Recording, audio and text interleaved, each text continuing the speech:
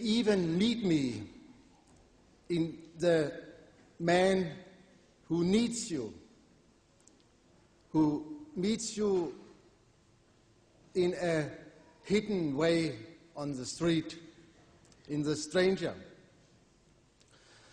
Because Jesus is not imprisoned to his church, and there is even a Christianity which is without a church. When Jesus asks his disciple who they think he is, and they don't know what to say, and he is expecting an answer, then Peter,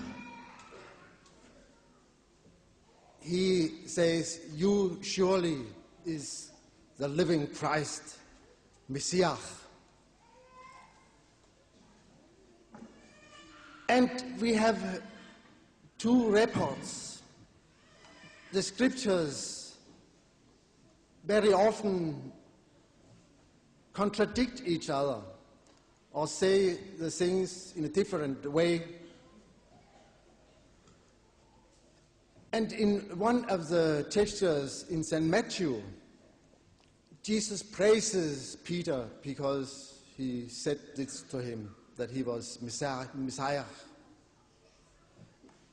In the other version, from St. Mark and St. Luke, he says that they have to keep secret about it. They must not tell in the world, because this truth is hidden.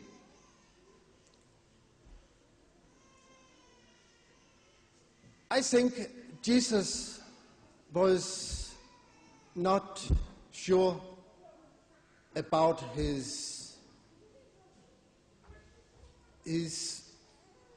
relation to God. He was wavering all the time long, and we hear him in different situations, and when he really is trodden to the ground, he cries that God has forsaken him. Eli, Eli, lama sabachthani. On the cross, he was forsaken by God. He feared it. Jesus was in pains and in horrors and in temptations, and he was thirsty, and he was sleeping, and he was desperate, and he became angry, and he suffered all the passions which a man in this world is suffering, because he was a true man. And he himself did not know if he was Son of God or he was not, only when he arrived at Caesarea Philippi and he asked his disciples, "Who do people say whom I am?" And then they said, "Well, some say Elias, some say the resurrected John the Baptist, some say this, some say other things." Then he asked them, "But whom do you believe the Son of Man is?" And then only Peter took courage and came with the confession, which is the Christian church. And on this word of Peter, Christ wanted to build his church.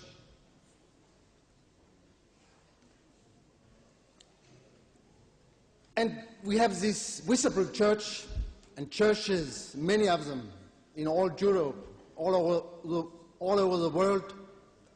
But this visible church is not alone the Christian church. The church is invisible and is built it where man meets another man and brotherhood evokes in their hearts.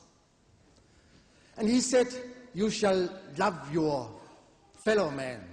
And not even that, you shall even love your enemy.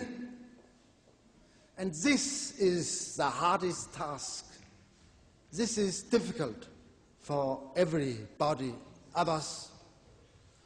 But if we were able to, the world would change at once.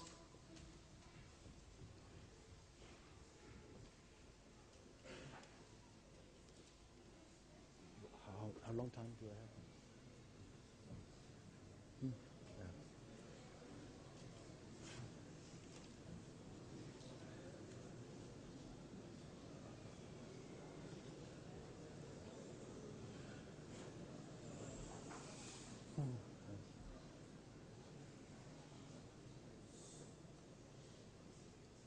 The secrets of Jesus.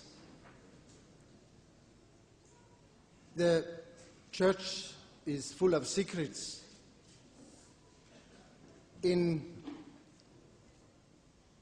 Islam, there are not so many secrets. Everything is plain.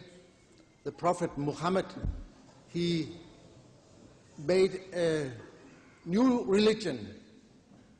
I read that he said at the end, I think Surah 5, that in this way I have made you a religion, Islam, to follow. And naturally, you must love Muhammad, which your fathers have told you about. And I think naturally we must love in our culture, we must love Jesus, our brother, and whom we call our Savior.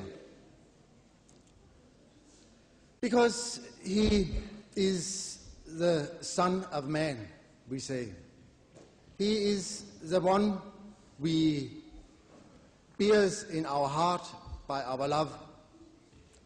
Because we love him, we bear him in our heart, and when the time of our death is coming, we call for him. And then he comes from the inside of us. Because he is so close in many ways. He is the Word himself in which we address each other. So I,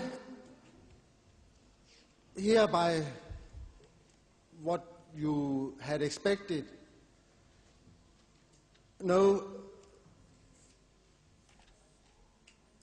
that I say Jesus is God. He is the greatest lover of this world because he was able to love man from here to the end of the world. And I think there is a truth in the death on the cross. There is a hidden truth. I know it is abhorrent to Muslims, and it is also horrid very often for us to think that this so exceptional man, this poet, this lover, this filled with spirit and wisdom,